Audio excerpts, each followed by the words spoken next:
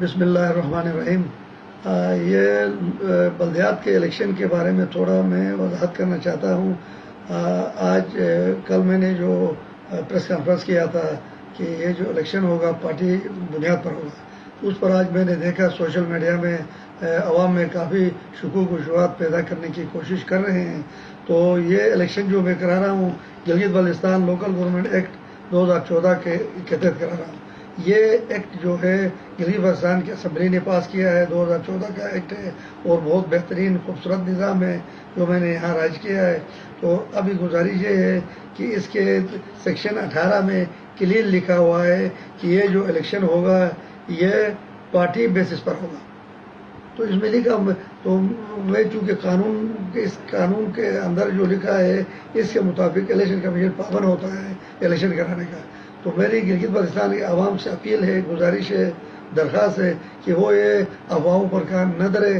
آپ قانون کو دیکھیں، قانون میں بالکل یہ 22 سال کے بعد میں ایک الیکشن کرانے جا رہا ہوں اور 47 سال کے بعد یہ آپ کو نیا قانون میں نے یہ نافذ کرایا ہے اور بہت مشکل سے۔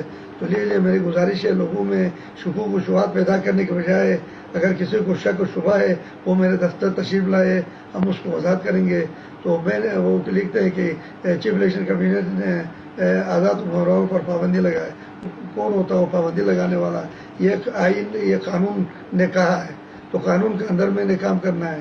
ایک دوسری بات میری گزارش گلگت بلتستان کے عوام سے میری اپیل ہے کہ میں نے جو وارڈ سازی ابھی جو الیکشن ہوگا اس کے لیے میں نے کمیٹیاں میں نے تشکیل دے دیا ہے۔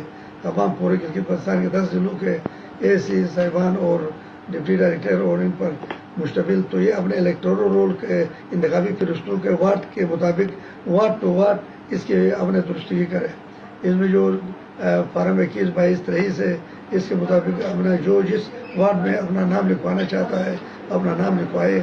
تو ایک بات، دوسری بات یہ شیڈول چونکہ 2 اگست میں نے پول ڈے رکھا تھا، میرے پاس درخواستیں آ گئی انجمن ہمیں گلگت کی طرف سے، استور اور بلتستان کی طرف سے کہ ہے نا جو محرم آ رہا ہے تو اس کے احترام میں تو اس کو آگے مؤخر کرنے کے، تو میں نے ان کے درخواست کو منظور کرتے ہوئے تو آج میں نے یہ نوٹیفیکیشن میں نے وصول کیا کہ کل تک جو اس میں کاغذات نامزدگی داخل تھا آج سے سکونی ہونی تھی، تو یہ اس کو میں نے 40 دن آگے 50 دن کا کر کے یہ 10 اگست سے یہ نامنیشن کی سکونی ہوگی اور باقی سٹیجز اس پروگرام کے مطابق ہوگا۔